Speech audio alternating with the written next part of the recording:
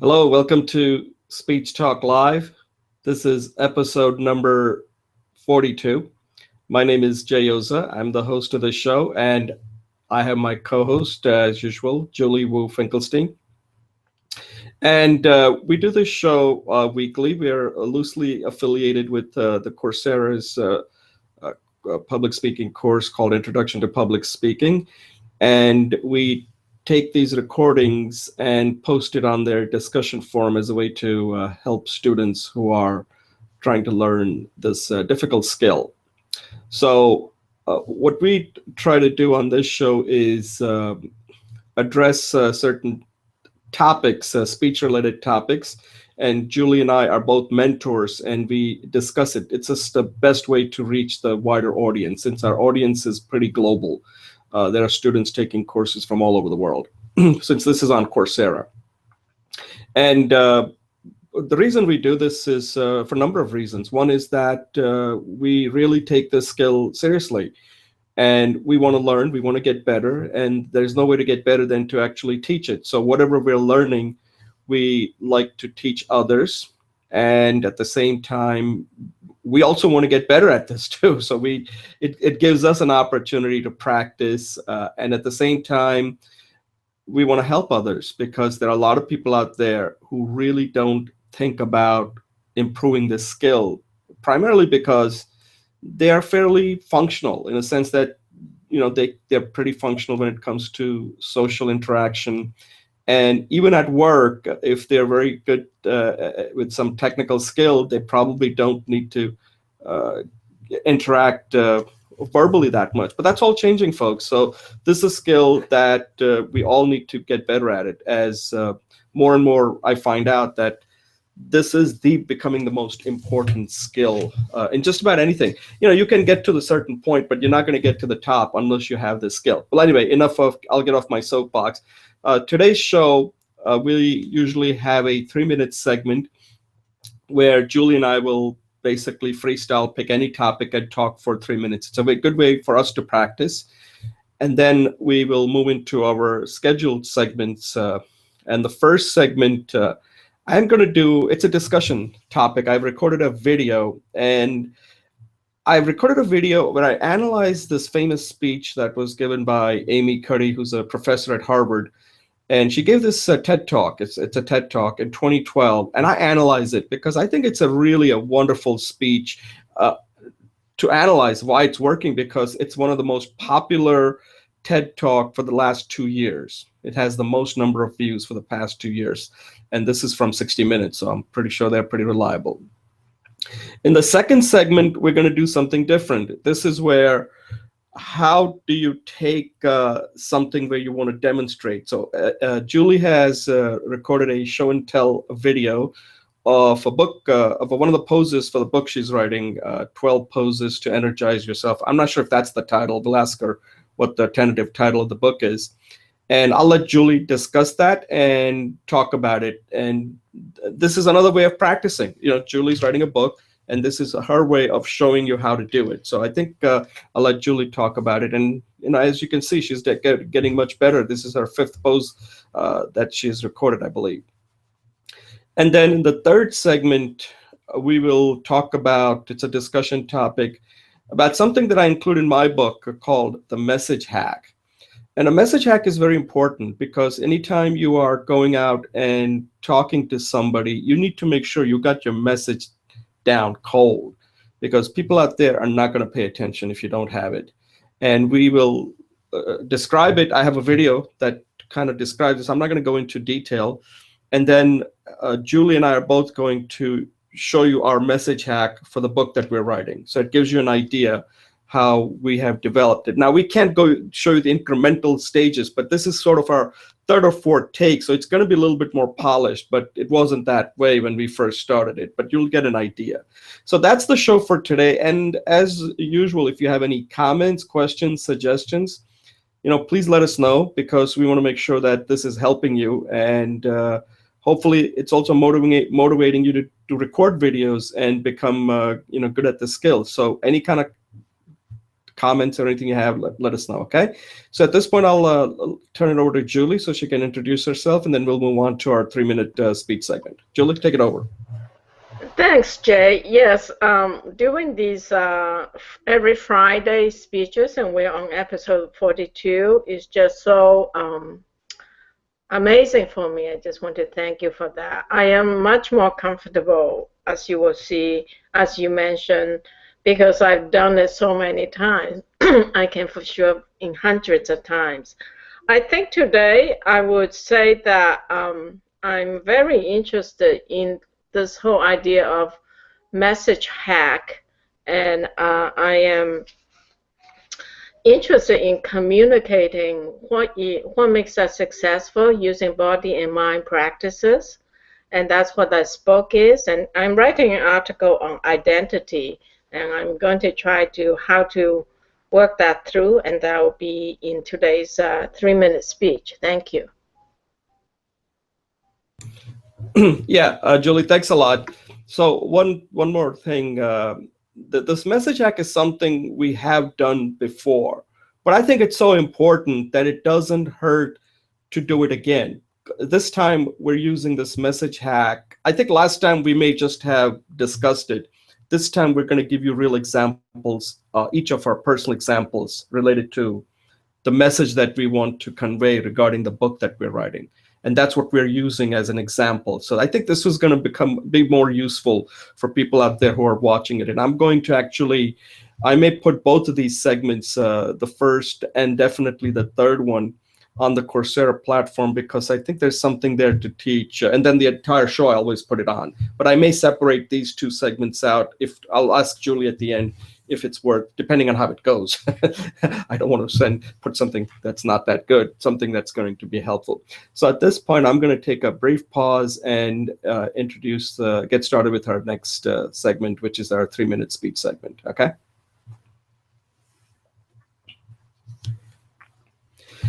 Okay, welcome back. My name is Jay Oza, and I have my co-host, Julie Wu-Finkelstein.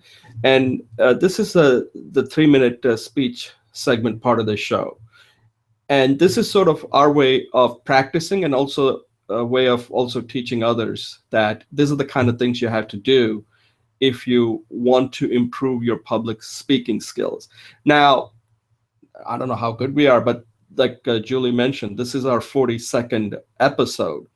So, we're getting more and more comfortable. Probably, I don't know if you notice it or not, but we are getting. In the beginning, the reason I'm saying is because we have a lot of people who have joined us, and they just have not been able to sustain it for whatever reason. Some of it because, they're working and all that, but we haven't seen any videos or anything. So I want to encourage people that this is something you got to keep doing. Nowadays, it's not that difficult. You got these cameras. You just put a play and start recording. It's not that difficult. There are no more excuses left, folks, not to be good at this skill. I don't want to hear people saying, oh, it's scary and this. And no, it's not that scary, okay? You just have to learn how to press a button. That's all it is. So I'm going to be hard on you. So at this point, I'm going to move on to my 3-minute speech segment. And this one is something that I started doing, and I haven't been that forthcoming. Many of you see these speeches that I record for these discussion topics for Speech Talk Live. But in my book, when I talk about the speech hack, I was looking at it. I give a more like how to get started. But then I think I should also be honest and tell you how I actually do it, because I think I've advanced past what I recommend in that in my book. So here's what I do, and I call it. I've tentatively titled this subchapter "One Shot to Kill." So what do I mean by that? What I mean is that I want to try to simulate what it would be like giving a speech in front of an audience. Because when you're giving a speech in front of an audience, you only have one shot. You can't go back and saying, oh, by the way, I screwed up. Let me give the speech all over again. It doesn't work like that. You're only going to get one shot to do it right. So the question is, how do you practice that? So what I started doing is, and I have lucky because I have a whiteboard right, left of me here. and I can write down what I want to talk about. Sometimes I don't even use it. And what this means is that, in a nutshell, I'll simplify it because I don't want to make this too complicated. If you go through brainstorming, coming up with all kinds of ideas, and then you come up with an outline, what I do is I tend to practice on my audio recorder. So on my audio recorder, I'll just take it out. I'll show you. So this is what I use to practice my speech. Okay, so that's what I do. So anything that I'm not happy with, I will just use this and listen to it. And when I turn on the camera, I want to do it on the first take. That's what I mean by one shot to kill. So the camera is sort of acting as the audience, that I'm just going to now get in front of the camera like I am speaking in front of an audience. So that puts a little pressure on me because I have to do it right. What I recommended in that speech hack is like, oh, you can go back and redo it, do multiple takes. I do that because there are a lot of people out there who have fear, and they've not done it as many as Julie and I have. So what I want to try to encourage you is that if you start doing that and you want to move on to the step that I'm in right now, the phase that I'm in, is that I do go through all the first few steps, like coming up with the ideas and then creating an outline. And once I have an outline, I'll just speak right from the outline. And what I do is I practice it on the audio recorder. Now here I can record it several times, but once I get in front of the camera, I really want to do it in the first take. I rarely do multiple takes. So I try to avoid that because that's the type of pressure I want. And if I can do that, then I know that if I'm in front of an audience, I'll be able to handle it.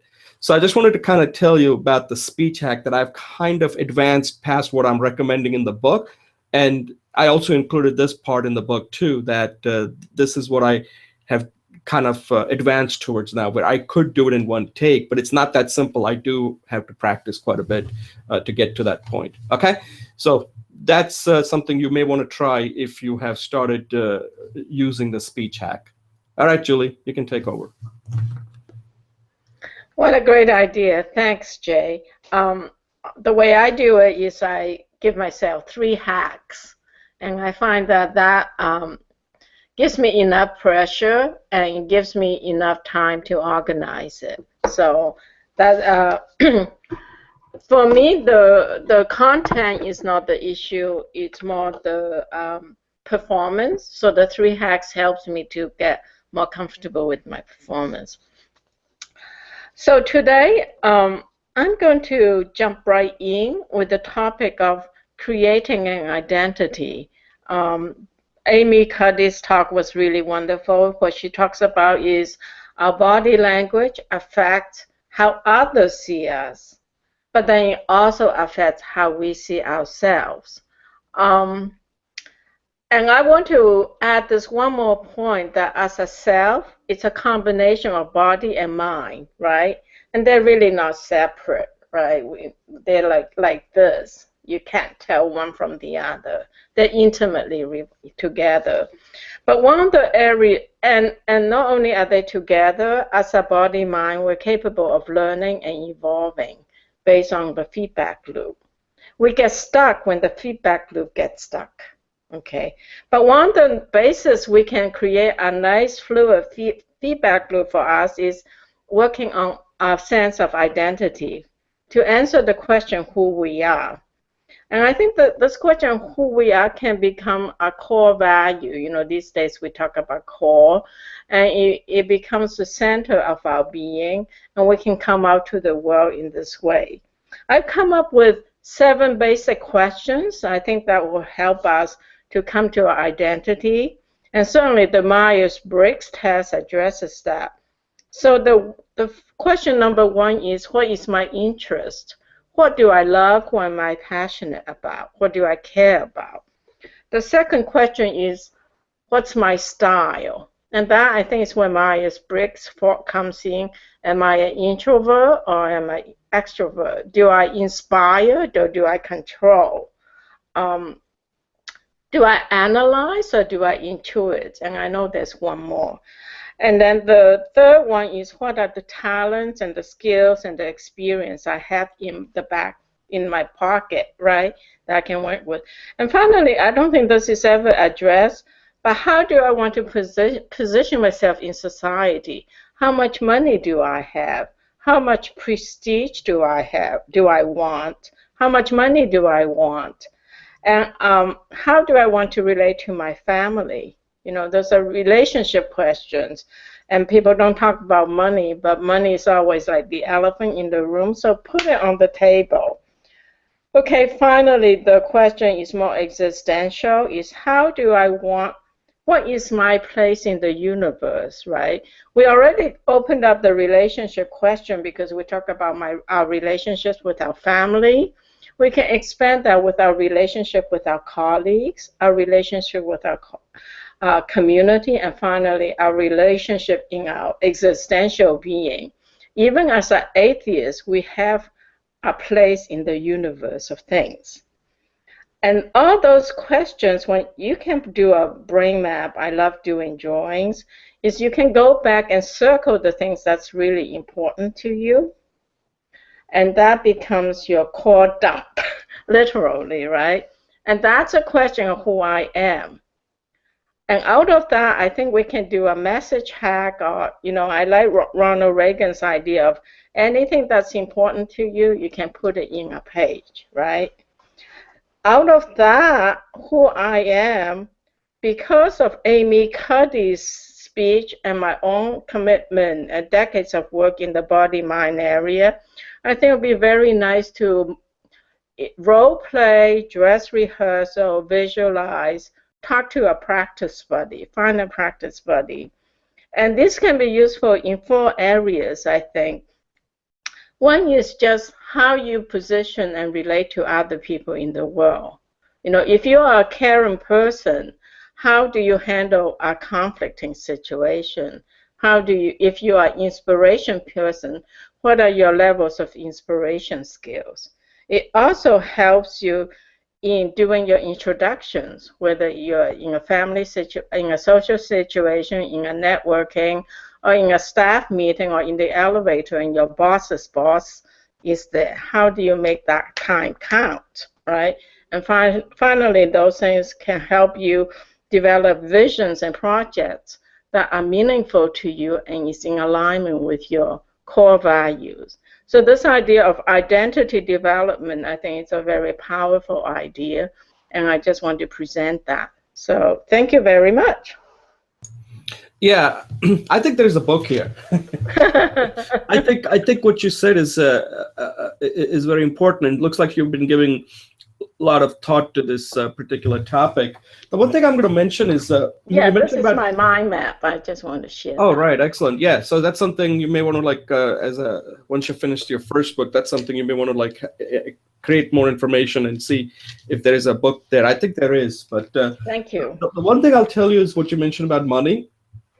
And I think one of the questions that people do not ask, I see people that are constantly just chasing money. And the question they do not ask, and I didn't ask this either, but then it just happened accidentally, is like, you know, I have a 401k and all of that. That's, I don't even pay attention to it, right? So that money is there, okay? Like the bank balance and then, you know, I paid off my house and all that. So, and I don't have any, you know, brand new car. So I don't believe in taking on debt. Okay. I paid off my daughter's college education and all that. And then I asked myself, so this took a while, and I asked myself, how much money, minimum amount of money do you need to be happy? Now, I don't want, you know, people to say like, oh, I need this, I need to travel on vacation, all that. Those are not really necessary in my opinion. I'm just asking that, like, if you suddenly had to make a choice, like how much do you really, really need minimum to still be happy? You know, can you put a food on the table and all this? And I think a lot of times people just don't know what that number is, or they don't have an idea. Like in my case, I realized that once I paid off my house and I don't have any brand new car and my daughter had graduated, that I really don't need a lot of money. And then just trying to chase that money, there are so many other things that you're going to have to pay, that you're going to have to compromise on. and you're not going to be happy. Like if I had to suddenly go and start chasing money and take on a typical the sales job I had, I would be traveling, and then I wouldn't be spending time. My health probably wouldn't be good. So there are a lot of trade-offs there. And I think it all starts with, like you said, you got to know, because you got to, like I said, we all have to pay our bills and stuff. But I think people overestimate that. They think they need a lot more than they really do. And because of that, they just keep on chasing something. They want more and more and more, and they're not asking that fundamental question: what is at the end? What are they going to? And then it's too late. So they got me thinking when you mentioned that. I think we have. I think we should do another dialogue session on money, life, and what's important. All right, yeah. So let's do that, because this could because there are a lot of things you raised in that identity. That's why I was saying that there's a book there, because each of those things you have to really ask yourself. And even the one about the practice buddy, I think, is so important. Just from what I like, the value I get from just talking to you. And I think people need to figure out, they need to get a buddy, whether it's anything you're starting.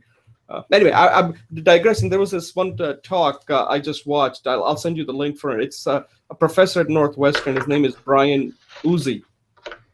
And he's done a TED talk where he talks about how working in teams has changed so much from the old days, that 90% of the research, the people who write papers, are in teams, compared to 10% that are done by individual. And it's very interesting. I'll send you the link for it. I don't want to take up too much time since we have a pretty full schedule today. All right, so let me take a brief pause, and if you can mute your line, I'll start the next segment.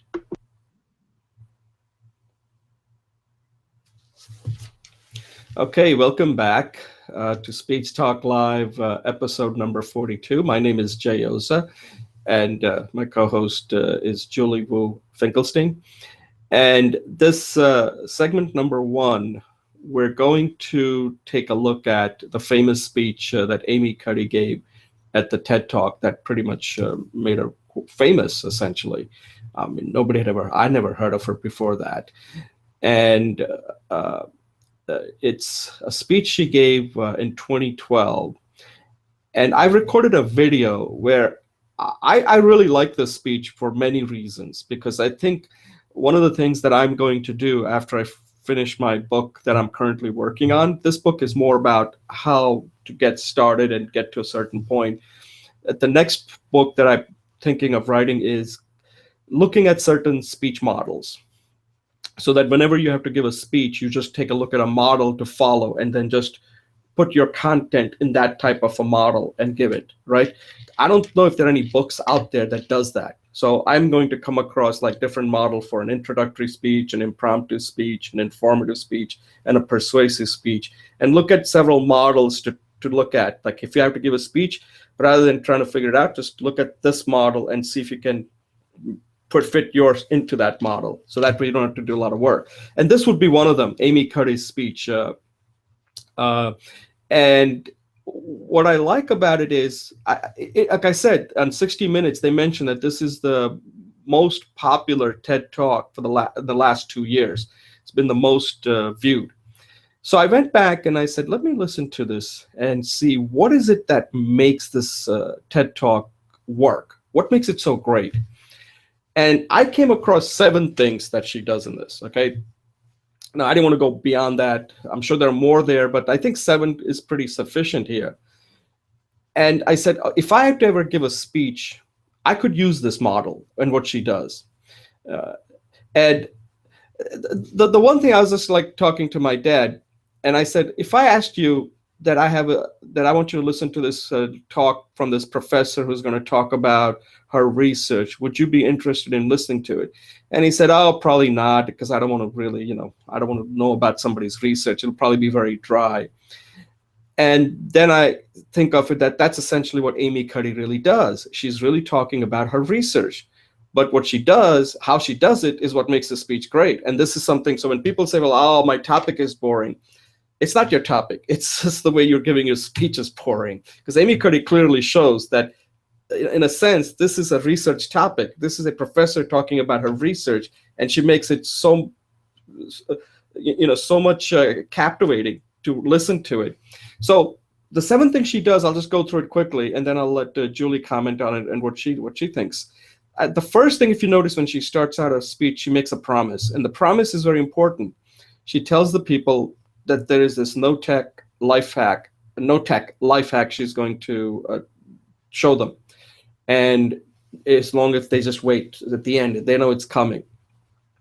And then she injects humor right away into the speech, and I think that's very important. So she puts out the promise, then she goes right into light humor, and that humor is important in the beginning because it makes her likable. It makes the audience kind of ease up a little bit, saying, okay, this is not some stiff I'm listening to, this is somebody I can relate to. She's humor works, okay? And I always think that you should use some kind of humor, and it's people are always not sure, but practice it. This is one thing you do have to practice, because that beginning on how the audience feels about you is extremely important. If you get them in the beginning, you'll probably keep them till the end, okay? And she does that really well here. She comes across as a very likable person, something that you're going to give her a shot. It's almost like telling your brain, I like her, so I'm going to listen to her more. That's what she did. And then she goes into what I call the meat of her speech, which is the information part, which takes her about close to 15 to 16 minutes, where she goes into her research on how your nonverbals can influence you, how your body can influence your mind. And she talks about all kinds of scientific stuff there about hormones, testosterone, and cortisol. And she does it in a very nice way that you kind of really get into the research, with all sorts of slides that she's showing, the poses and all that. So she actually has that piece organized really well. Now, she could have ended that speech right after that and saying, okay, here's my conclusion. Boom, the speech is over. And it would have been a good informative speech, okay, if she had ended it right there. So she had a chance to end it right there. A lot of people end it right there. It would have been a good informative speech. But she doesn't end it there. Then, after that 16-minute mark, she goes into her personal story. And suddenly, everybody's now like, oh, she's now going there. She's telling about her personal story. So there is some why here. Like, why is this particular topic so important to her? So she essentially ties the research to her own personal story. Excellent. If you can do that, then you are really moving into the next stage of your public speaking. She does that so effectively, and she talks about that for close to 3.5 minutes, and at the end of that, she ties into the signature moment, which I call it the signature moment of her speech, which is you fake it till you become it. And she gets emotional. She talks about that even though she has made it, but now she's in a position to advise this other woman in her MBA class that, hey, I was in your situation. You got to fake it till you become it. And that is really the tagline, the signature moment and the tagline of the speech, okay? Now, she could have ended it right there, okay? So that would have been a very persuasive speech at that point. She's moved from informative to persuasive at this point, once she ties in her personal story on why she's interested in this research. Okay, but she doesn't stop there. She continues, okay? And at that point, she now, remember, she had made a promise in the beginning. So now she has to reward the audience. And she rewards them with the power pose that she shows and the benefits, because she's already told them that she's done research and how it affects your testosterone and cortisol. Yet she doesn't end it there either. Then she has that one last thing that she does, and that's, I call it the ask.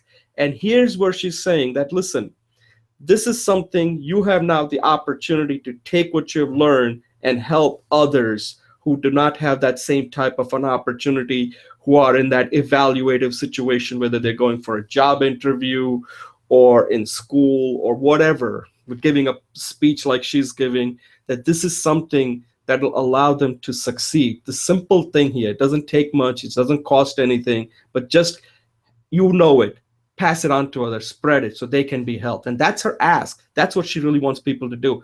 This has helped me. Now I want you to take this and help others. So I think if you look at it in entirety, this is a masterful structure. The entire speech is a masterful structure, and it works. And it's a model that anybody can use if you're given a situation where you have something that you think is informative that people can directly use. Like we do this on the show, like we're going to show it whether we can pull this off with our message hack. That would be sort of our example of how we can channel this Amy Cuddy's approach into getting you to do the message hack and pass it on to others. So we'll see if that works or not. But this is a very effective speech, and the way she does it, I think, is something that we should all try to copy because it works. Julie, what do you think? Thanks, Jay. Yeah, I really appreciate your analysis, and I think each of those points probably merits study and practice. The thing that that really hit me was when you talk about the signature moment. You identify her signature moment as fake it till you become it. And I thought that the signature moment, I thought I would combine that idea with two things. One is the message hack, and two is the sandwich technique, which are the two ideas we've been working with. The signature moment should be the tagline in our message hack. So, for example, you had your tagline. I hope I'm not giving away too much here. Is you are how you speak, or something like that. Let's just pretend that it is. So, and my tagline wasn't so clear, but let's say the body, mind together can learn and evolve. Okay, so that's my tagline. So we can use that tagline in the sandwich technique to pivot, to be the signifier, to go from one section to another. So for example, I can start the speech with, the body, mind together can learn and evolve. We all have problems in our life, and we all have goals, and we all want to fit into this world. The body, once given the opportunity to evolve, can, these stretches will help the body and mind to evolve. It is a fundamental tool. And then, and I'll say important because we all want to move ahead in our lives, blah, blah, blah, blah, blah. At some point, I want to move into the details of how these do it. And so I can say, let me tell you let's say I'm trying to do let me tell you the basic laws that makes this possible, that makes this body, mind can evolve. One is our body is naturally aligned with gravity. And so when we are with gravity, our body is efficient and functional. Two, awareness, attention, and intention changes things. When you do these stretches, you do it with awareness, and so on. So let's say that whatever number of points I want, I can say those are the reasons why when you do those poses, it helps our body and mind to evolve, to learn, to problem solve, and to master tools, and to feel serene.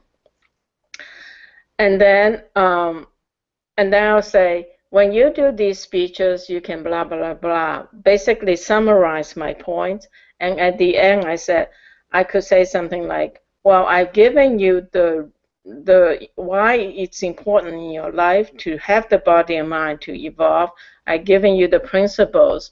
Please do these stretches. So I just thought that it was a very elegant way of putting all the stuff we have together. And I wanted to share that synthesis with you. Yeah, right. No, I agree. But overall, I like what she does in the beginning. So I think one of the things that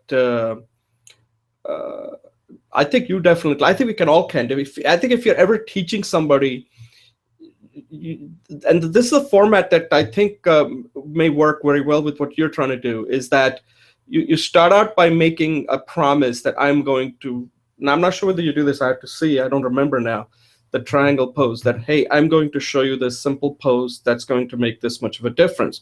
But then you don't show it right away. Then you go into and inform them. Now, before I show you, let me just explain to you what this thing is really going to do. And then you can talk about how it's helped you. You could talk about like what this pose really is. and some of the, if there's any research to back it up, then include that. Then you can basically then talk about personally how this pose is helping you, and then you can show them.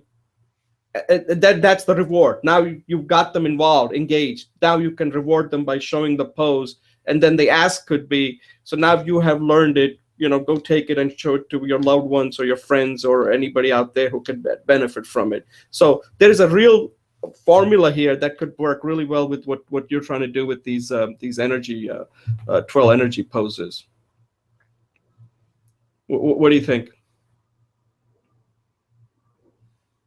You're muted. Yeah, no, definitely. Just I agree. Maybe we can talk about that offline, and maybe we have another dialogue on how we can you can apply this formula to someone else, like to my speech or to your speech. So that's great.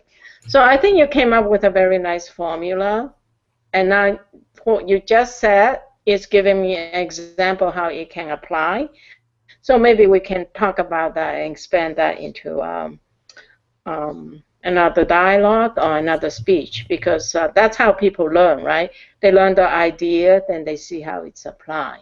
So, right. Great idea. Yeah, that's why I wanted to kind of, because I think this is one speech that is a good model that I think, like, if you ever had to show somebody, hey, I want to show this, you can say, well, here's a particular model and why this model works so well. So that's why I wanted to kind of bring it up. All right, I think we pretty much covered this. So we're going to move on to our next segment. So let me just take a brief pause, and then I'll introduce you the next segment, okay? All right, welcome back to Speech Talk Live. This is episode 42. My name is Jay Oza. I'm the host of the show, and my co-host is Julie Wu Finkelstein. And in the second segment that we're going to do, Julie is going to has recorded a video based on the book that she's writing about 12 poses that can energize oneself. And in this one, she has recorded a video where she's showing this pose or stretch called triangle. So rather than me talk about it, I'll let Julie introduce it, and then she can just ask any kind of feedback or maybe just what she's trying to accomplish with this pose. So Julie, why don't you take it over and explain to us what you recorded and this particular pose. Thanks, Jay. I definitely will take any and all feedback from you, and I appreciate all the support and feedback and the words of wisdom you've given me.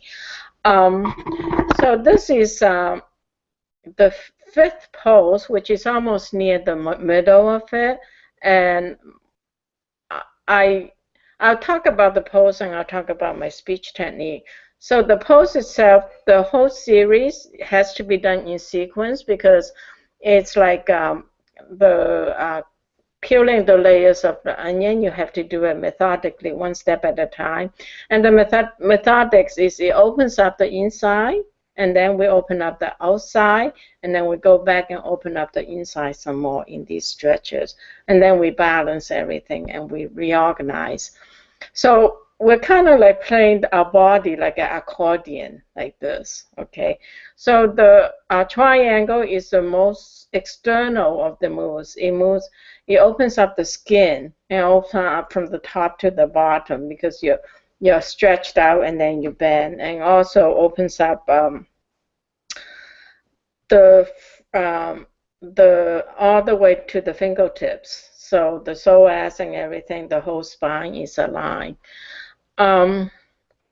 He introduced the idea that the body is elastic in the sense that when you pull it open, the body opens up.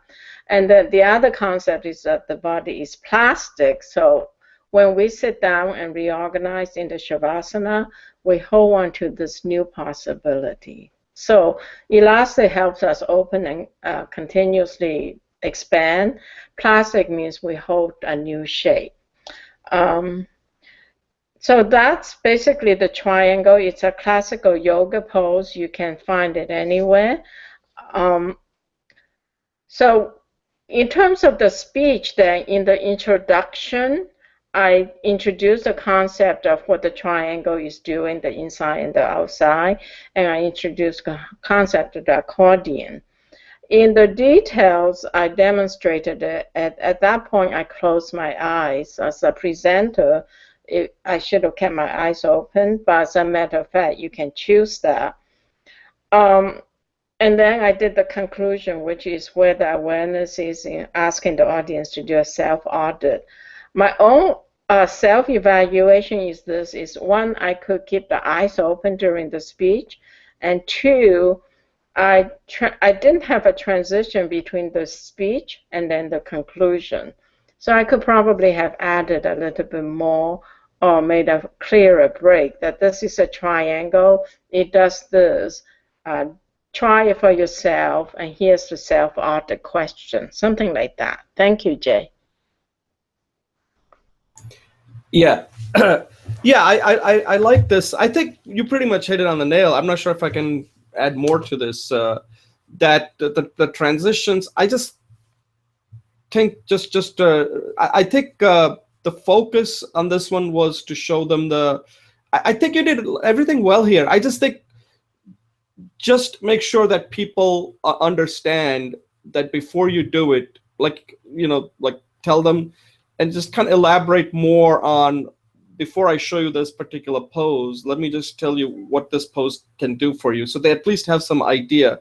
And then you're going to demonstrate it and let them know that, this is going to be a quick demonstration. It's not like something where I'm going to spend it, because in real life, if you're doing it, it could take a little bit longer. You want to be very careful on how you do it, because you don't want to hurt yourself. So I'm just going to demonstrate it quickly. When you do it, you should take much longer.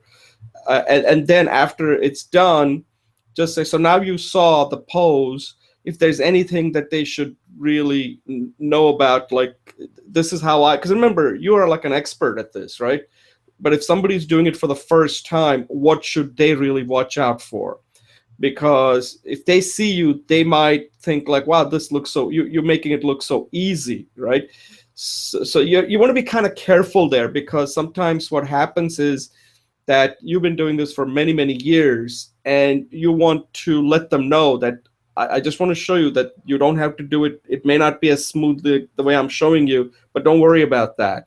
And you kind of, because a lot of times what happens is that people will give up if they feel like, my God, she did it so well, I just can't do it, or they could hurt themselves. So you just want to say, look, start out just simply, and then once you get more flexible, as you get more flexibility, but you got to start slowly, because otherwise you're just never going to get there. And it has taken me many, many years to get to that point. I just think you need to emphasize that point, because otherwise people will get disappointed pretty quickly and saying, wait a second, that Julie is like, because a lot of times you watch these videos where people do these exercises and they look so fit, and you're like, wait a second, I don't look anything like that. There is no way in hell I can ever do that, right? And I don't watch it. I'm like, I just watch it more for entertainment than I was ever going to do it. So anyway, I think, yeah. So just here's my thing. I think what you have to do is just try a lot of different things and see what really works, where you think that now I am really focusing on the audience, and I think I got my point across to the where that they could take it and start getting off their butt and doing it. Mm-hmm. Well, when you going to do it, Jay? Yeah, I do some of the other Savasana, that pose. I do that. Oh yeah, that's a really great pose. Yeah, so I have a sleeping bag here that I use. So I brought it in the office, and like when I usually do it around the afternoon when my energy is kind of low. Okay. So I will just lie down, and if I listen to a podcast, I'll just put this, and I'll just lie down and just do some stretching exercises. I also have like a ball. I have something where I'll just do some stretching exercises, and then I'll just take a nap, and just that energizes me for the rest of the afternoon. And then it takes like it's amazing. Like I think more companies should actually allow people to take naps in the office because Yes. it rejuvenates you. This idea of like, oh, you show up for work and you just continue, because your body is not something, it's gonna do what it's gonna do. You can't try to fight it. And a lot of times we fight it and we're not that productive. We start making mistakes.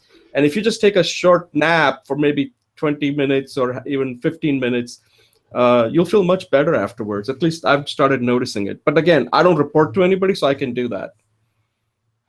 Yeah, yeah, it is going to do what it's going, the body is going to do what it's going to do. I think that's a great quote. Yeah, a McDonald, a McDonald in the Hamburger University, they do have a quiet room. They have a meditation room where the room is dim and you can just go and sit. A lot Right. of times people Because like this is what I do. You know that Savasana that you demonstrated, right? right. So I'll just lie down and I'll just do like 5 deep breaths, and I'll just like put my hand on my diaphragm. Is that Yeah, what it is? your belly, yeah. Yeah, and I'll just take some deep breath, boop, like deep breath. I'm not going to show it right now, but I take deep breath and I usually say, okay, let me do 5, and then I'll just lie down, and then I'll come back and do 5 more, and I'll just do that till, and that just relaxes me. Yeah, And that's sometimes I great. might just like take a because like I said, it's one of those things that you have to try because like you said, some places they have a quiet room, and in my case it's pretty quiet, right? Because I'm the only one here, and it does work because you don't realize that there's so much noise that we deal with every day that Yes, sometimes you just need that quiet room and not talk to anybody and just kind of reflect or contemplate or meditate. And it really, and of course, with breathing, it makes a big difference. So I'm trying all right. these different hacks, and I think little by little, I now know what's working and what's not working. And then the other thing that I do is I go for a walk, and I do my 3.5 mile walk. And now I put like some audio books on my iPhone, Mm-hmm. and I'm able to finish more books that way. And right now what I'm listening to is from a public speaking point of view, I downloaded this live recording of Zig Ziglar. Oh, sure, I don't know if sure, you've heard of Zig Ziglar. sure. And I'm learning his style, like what makes him so good when he's giving a speech, what, like how he tells the story, how he uses his voice is so lively when he's talking. And I said, I need to understand that. I'm not specifically interested in the content, but how he takes one topic and he does so much with it that it's something we can all. At some point, I could give a talk on that. Like I said, I listened to that. It's a short one. It's not that long. I can finish half of it in one walk, and tomorrow when I go for my walk, if it's not raining today, I'll go later today, and I'll finish the second half. But what I notice is how, because I'm not seeing him, right? You can actually go on a YouTube and see him, but here I'm just listening to his voice because I'm more interested in how he's able to create that emotion with his voice. And it's a very powerful technique that he uses that we could all learn from.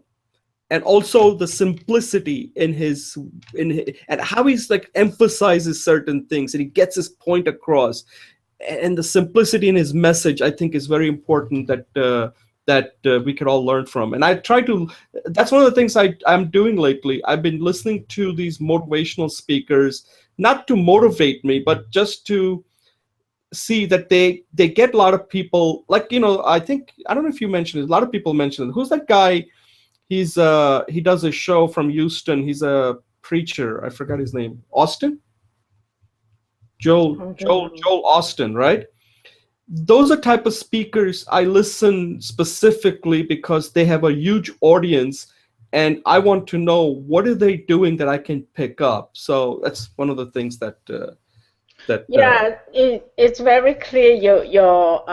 Actually, it's very interesting that you said that because I don't know when it happened, but this week your voice and your emanation, your energy and emanation, and your voice was much bigger this week right. than even previous weeks. So something clicked for you this week in your I don't know. Maybe body? it's because I've been listening to Zig Ziglar and I see what he's doing. It's the way he like really like. Because remember when you're Yes, that's exactly what I'm seeing more in yeah. you. So that's very good. Yeah. All right. We'll stop here. Otherwise, but at one point I can talk more about that because Sure. I'm going to write about that. I write in my book, but I don't go into a lot of detail. But I would like to record, have a discussion on around that. And you don't need to purchase it because a lot of this stuff is already on YouTube. You can watch. So Wonderful. maybe I'll select one. So let's at this point take a pause and we'll move on to our favorite segment, the message hack, Yeah. the one that you've been waiting for. So why don't you Yeah. make your line and I'll come back on and introduce the segment, okay?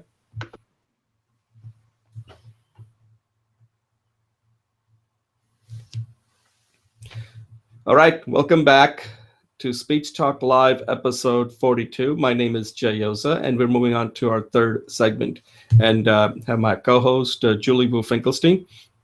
And in this segment, we're going to talk about what I call message hack. How do you hack a message? So, what exactly is a message hack? Hack is something you kind of like try, iterate, incrementally make it better till and test it out till it starts working for you, right? So that's what a hack is, something you do it quickly rather than spend hours and hours and then find out it doesn't work. Hack is something you kind of put together something quickly and then test it out, and if it doesn't work, try it again. Keep working on it till it starts you start seeing some results. So that's what a hack is. And in message, what we're trying to do is we're trying to come up with a message that resonates with the audience. Now, why even bother with this? So you might be asking, like, why do I need a message hack? I'll tell them what I want to tell them. Well, there's a big reason. And the reason has to do with attention. People today are really have attention deficit. You keep hearing that. Try it yourself. You'll find out. Like if somebody's talking to you, how much time are you going to give them? We all think like other people have all the time in the world to listen to us. But the question is, how much time are you giving when they're talking to you? Probably not much. Maybe that's something you should note on how much time they're giving you and how much time you're giving them. I notice it with my kids and all that. They don't really give me a lot of time. Okay. So I know that there is a real problem with attention. And today people have all kinds of distractions, like they got a smartphone, they need to check their Facebook and there's a ding dong, all kinds of, messages coming in, and you're fighting. I like, people always say time is money. I'm not sure I agree with that. Today, I think attention is money because people got time. I have time, but attention people just don't have.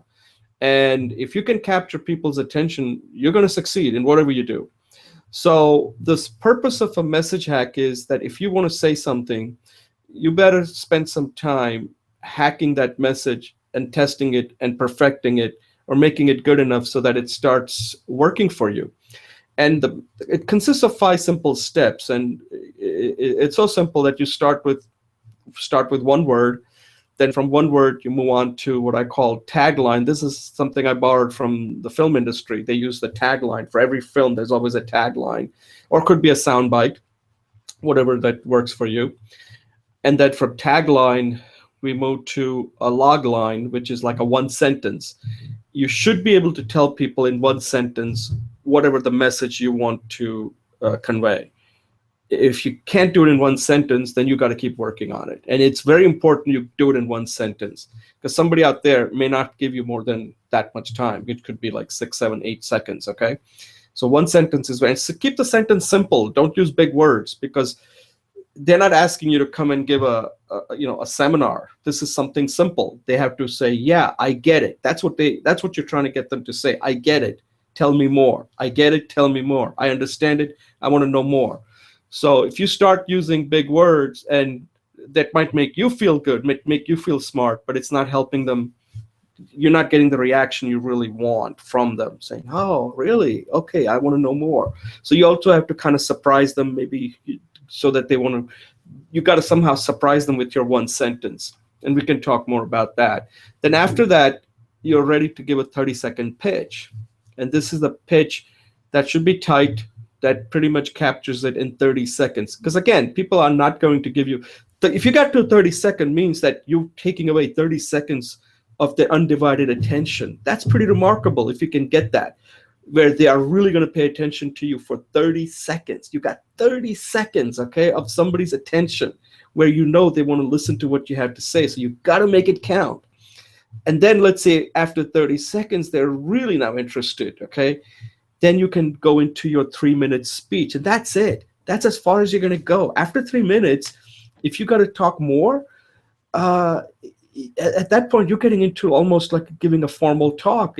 Then you're getting into a point where somebody's going to invite you to say, I like what you had to say. Why don't you come in here and give us a 15 to 20 minute or maybe a half hour, etc. At that point, you're ready to sell. At that point, you got to close the deal, whatever the deal you're trying to close, okay? If it's a book, then you better ask them to invite you to come and give a talk on a book. So in this today, what we're going to do, Julie and I are currently both writing a book, and we're going to use our book as using this message hack to convey the message of our book. So we ourselves are going to be example of how we're using this message hack, and we're doing it for the book that we're currently writing. So Julia, any comments on, I know you've been using this message hack. What do you like about it, and what works for you when you're using this message hack? And obviously we're going to see an example later of the message hack you've put together for the book you're writing. You have a muted.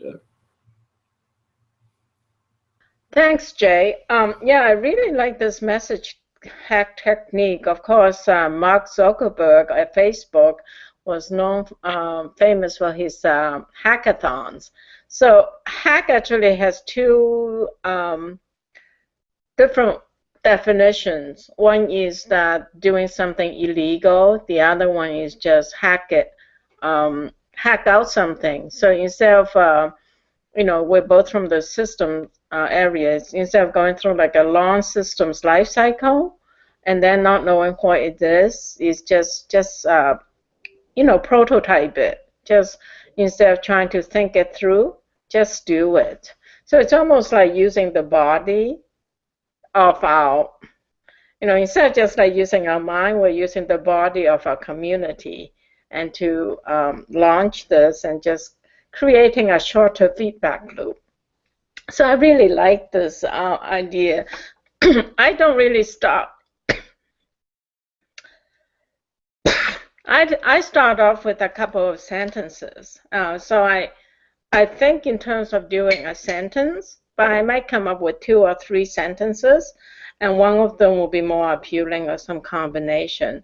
Out of that, I go back up to the tagline, and I'm still challenged with the one word because I think with the one word, right now I'm kind of thinking about what it's about, but really it's what will grab someone's attention. So that's why I'm playing with the one word, as you know. So the purpose of the one word is not clear, but since you talk about attention so much, is how does that one word grab someone's attention rather than what is this article about? I think that's the changing in the orientation. And then I go back and I do the elevator speech, and then I take the elevator speech and make it into the 3-minute speech. Excuse me. And it's very nice to work with you because we kind of bounce off each other, and I think our work gets much more powerful that way. Thanks. All right, why don't you get a drink while I talk? Yeah, you're right. I think we're using the word hack here as a way of testing something quickly and see whether it resonates. So you can call it like hack it till they get it. By that I mean is you got to keep hacking it till the people, the audience, or whoever starts getting it quickly. I guess that's so. If they get it, that means your hack is working, because attention is one of those things where they should get it quickly. It's either hit or miss, and with hacking, that's what you're trying to get, because again, you're trying to uh, get there with the limited amount of attention that you're going to get. You have to make it work. So to give you an example of what a hack looks like, we can go through an example that we have worked on, both Julie and I. And Julie, I cannot see you, so I don't know what happened. If you're still there or we lost you. Somehow I'm seeing your name, but I don't see you. So while Julie's coming on, I will start. I'll give you my example of a hack that I've created. So I'm currently writing a book on public speaking. So this is the I have to come up with a message. So if somebody's asking me, let's say if it's a informal event somewhere where say, hey, what are you working on? I can say I'm working on my book, and they'll say, what is your book about? And I can say, uh, my book is about speaking. So that would be my one word, right? That's my one word. My book is about speaking. And again, it's one word because the one word should pretty much capture it, right? It should be so general that it should capture it. When people say, well, I'm having difficulty with one word, you got to try that because a lot of people do struggle with this one word. So then the tagline would be like, so, what is the tagline is like the main thing you want them to remember. Okay. Now, I'm not saying that it's going to go in the sequence, but this is the way you prepare for it. So the soundbite that I want them to kind of take away is this one: you are how you speak. So as you can see, the word speaking is now still being used in the tagline. You are how you speak. So I've given them more information. So it's telling them the book is about speaking, and the thing that they can go and take it. The reason I'm using tagline is that's what I want them to tell somebody. So if they go and meet somebody and say, hey, do you know this guy named Jay Oza? He just wrote a book called You Are How You Speak. It's pretty interesting. You may want to go talk to him. So that gives them something to take with them. It's a takeaway that they can go and have a conversation. People like to talk about people. And if you give them something to talk about, then they'll talk about you, right? And that's something we should always keep in mind, that give people something to talk about. Make it so that they remember you. So that's the tagline. That's the purpose of a tagline. That it can be quirky too. It can't be too serious. Tagline should be, hey, he wrote this book. He's titled it, You Are How You Speak. You may want to find out what this is all about. And that's what you want to do. You want them to get more interested. It's almost like a kind of like you're marketing yourself. So then you move to the like one sentence. If somebody says, oh, what is the book about? And I'd say, well, the book teaches people how they can become a great speaker and deliver a memorable experience to their audience. And that's where I'm at right now. I'm not saying that's the way, this is my hack. I can keep on improving it. But in one sentence, I kind of capture what the book's about. It's teaching them how to become a great speaker so that they can deliver, and they can also deliver a memorable experience, right? And that's what the book is trying to do. And then said, oh, that's interesting. So then I'm moving to the 30-second speech. At this point, if they're not interested, I'm done. I'm not going to give somebody a 3-minute speech if they have no interest in my book, okay? So that's the whole point. So don't think like, okay, please stay here till I finish my my 30-second pitch in a 3 minutes. It doesn't work like that. You have to improvise. You have to see where it's appropriate to use it. So you're prepared, you're armed, and now you're ready to use whatever bullets you need to get your point across, right? So the 30-second pitch would be, this is my 30-second pitch that I have written for this. So everyone would agree that you need public speaking skills to succeed both personally and professionally. So why many people still suck at public speaking? I think it has a lot to do with fear, time, method, and knowledge. Look, fear is constant, so you have to just overcome it with other three. You have to put in the time. There are no shortcuts when it comes to developing this skill. But time alone isn't going to do it. You need a method that'll help you develop skills and perform those skills when the stakes are high. The book will teach and show you how anyone can master this skill and deliver a memorable experience every time. So that, in a way, is my 30-second pitch right now, and I keep on tweaking it. Remember, this is not perfect. This is something you have to keep on tweaking it based on the feedback you get on how the audience that you're talking to is reacting to it. But you have it. You sound like you got your blank together, okay, when you have these messages. Because a lot of times, it's not what you say, it's how you say it. If people think you sound like you got your blank together, you know, then they'll assume that you really do, that this guy, you know, he knows what he's talking about, and you got to practice it. A lot of it is that creating that perception. So let's say I'll just finish this up with my 3-minute speech now. Okay. So if somebody's interested and I got their attention, say, you know, Jay, I'd like to invite you. So tell me more about it. Like if I want to invite you to come and give us a talk, what would you tell us? So this is what I would tell them. So at this point, I'm getting in. Remember, 3-minute speech is something you're not going to get often. Okay, that's something. This is where you're trying to close a deal where somebody's really interested, and this is what I tell them. See, so here's where I'm going to start now. When people ask me how they can become a great speaker, I say simple. I tell them to follow what I teach in my book. I teach them not only how to develop the skill, but also teach them hacks they can use to deliver a memorable experience to their audience. Public speaking skill is important for your success today because everything is getting more complex and people's attention span is getting shorter. So those who can quickly inform, connect, influence, and persuade will win. Public speaking skill is important. Okay, what makes speaking so difficult is that most of us are good enough speakers, meaning that we can get along with people both socially and at work. So we don't really focus on improving this skill like we do with a hard skill like programming. But sooner or later, you will hit a wall like I did. When that happened, I found it difficult to learn this skill since I thought I was already a good speaker. Like many, I overrated myself with this skill. My book focuses on skills development and delivering a memorable experience, and what you have to do to continue to improve as a speaker. The real talent of a great speaker is to make things easier so people are motivated to make a change. And that is what this book teaches you. The skill does take some time, so you have to start now so you can succeed both personally and professionally. If you follow what the book teaches, you too can speak with confidence, whether it's one-on-one, in a small group, or in front of a large audience. So that's my 3-minute speech right now. And I kind of stumbled it because there was one sentence that I somehow have it written 3 times for some reason. I don't know how that happened, but that's why I got a little.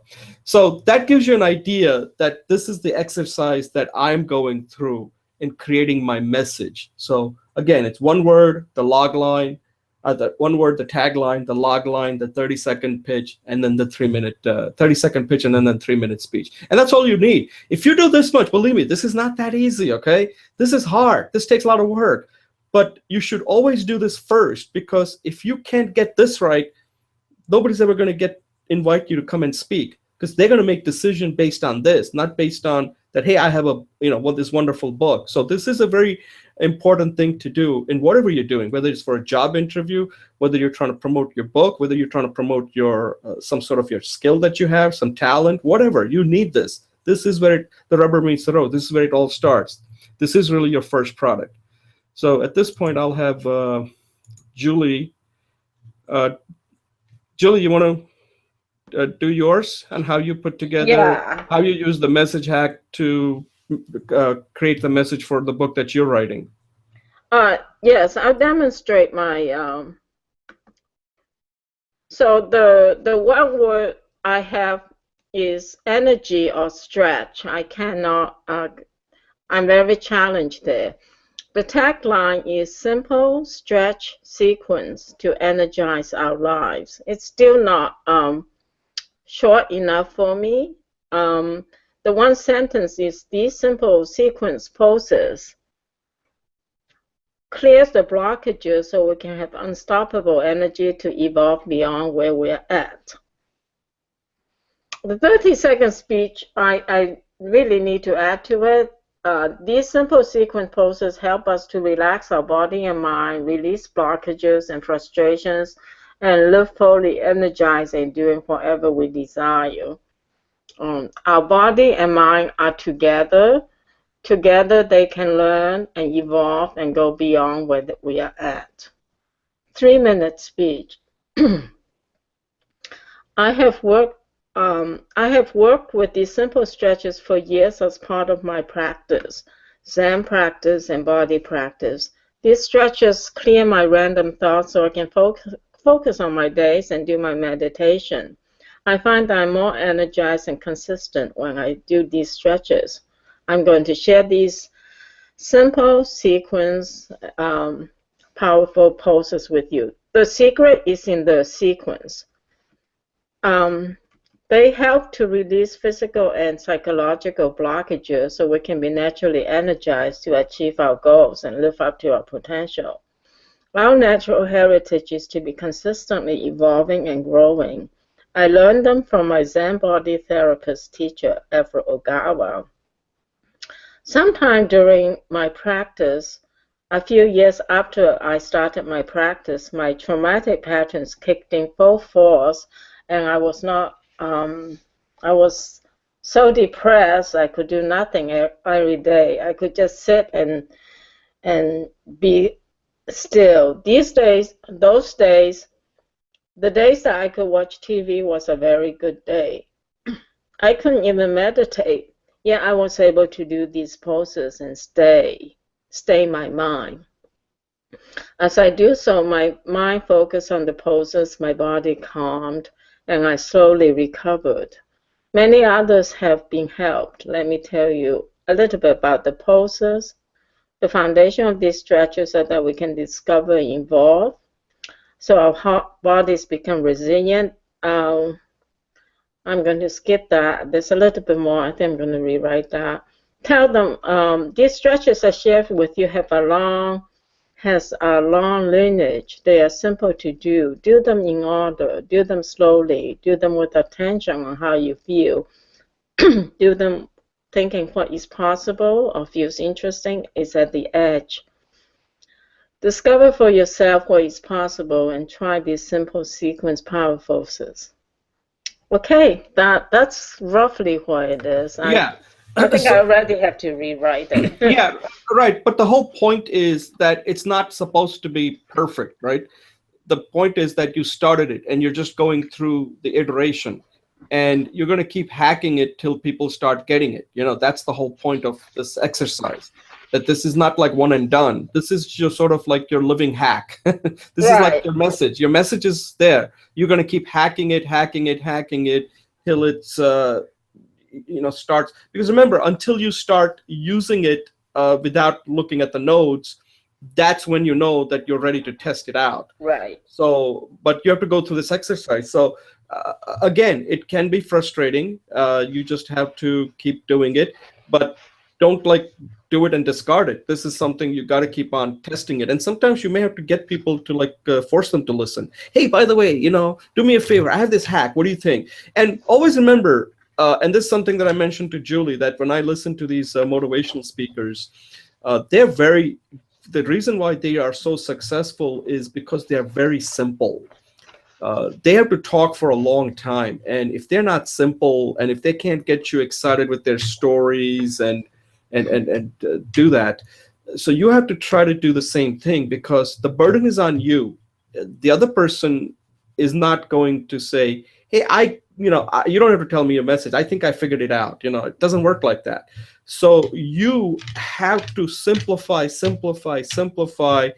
till you have internalized it, and you can give this message anytime. So this is something, whenever you're in a car, just turn on your audio recorder and practice your message. That if you have to give a one sentence, definitely you want to practice the one sentence, the 30-second pitch, and the 3-minute speech. That you can do anywhere, anytime. Do it in the shower, do it when you're going for a walk, do it when you're in car. By the way, is a very good way to do it. Don't listen to music or anything. Just turn on your tape recorder and just keep talking, and you'll be amazed how much material you'll end up with. I mean, that's what I do. So unfortunately, my rides don't tend to be that long, so I have to do it fast. So sometimes the 3-minute is a good way to, because when I don't live that far away from the park, and by the time I get there, I have to turn it off. Anyway, so Julie, that was good. So any closing thoughts on this? This is something, like, if you have to tell people out there, I mean, you have friends out there who are writing a book. You have people who are in the entertainment business. That what can they use this for? Yes, I think that's a great idea. I think one of the things that that would be very useful is the professor is looking into these the speeches, is using this as an introduction.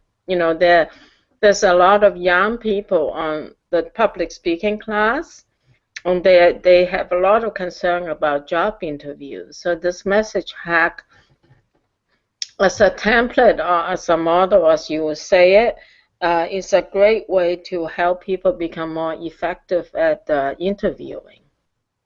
I think Right, but that's it great. could be Thank used you. essentially by anybody in anything. I think it's something like if Yes. you want to go Yeah. and if you want to go in and pitch a business idea, like remember the purpose of a message hack, and remember you're going to have multiple of these. Okay, these are not just like this is what we used to call it the pocket full of. Maybe we can call it pocket full of messages, right? Because a message isn't.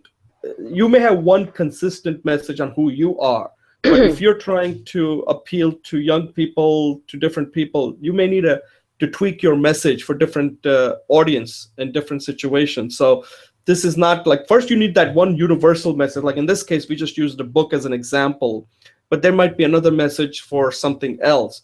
And this is the way to at least so that informally, like for example, if I read a book, I'll create a message for that book, right? So, like for example, this show we're doing, Speech Talk Live, I have to create a message for this show. If somebody asks me, "Hey, you do this show called Speech Talk Live. What is it about? Like, tell me more about it."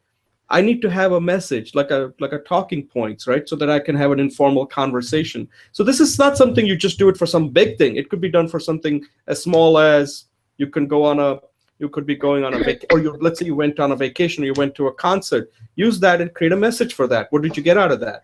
So anyway, Julie, thanks a lot. Thank you. And let me any closing thoughts for the show before I close this close the show out.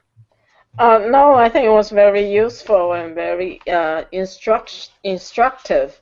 So great job. Thanks, Jay. Okay, Julie, thanks a lot. So, thank you all for watching. And as you saw, that we did our 3 minute speech segment, and then we went into this particular discussion around taking a look at. We didn't really review the speech, but we used Amy Cuddy's famous TED Talk and kind of showed you that this is a good model to use for anything that you're doing. And we kind of even discussed it when you talked about Julie's recording of her triangle pose, that model could be used for that too. And I want to thank Julie for recording, sending us that video to use, and having a discussion around how to demonstrate something in a video, and so that's another way of using the video to communicate, to show something that you're doing. In this case, Julie's using it to show people how to do these stretching exercises to energize themselves. And in the last segment we just concluded, we talked about how to create a message, and this could be for small thing or could be for big thing, but the message, the idea remains the same. So let me conclude by saying that you are how you speak, and that part you control. Look at us. We're getting on this show. We're talking, we're speaking, and we are trying to get better. And that's exactly what you have to do, because this is a skill that most of the time we fail at it unless you make a deliberate effort to keep on improving it. So if you have any questions, suggestions, or comments on how we can help you, just let us know. And thank you for watching, and we'll see you next week with episode number 43. So thank you.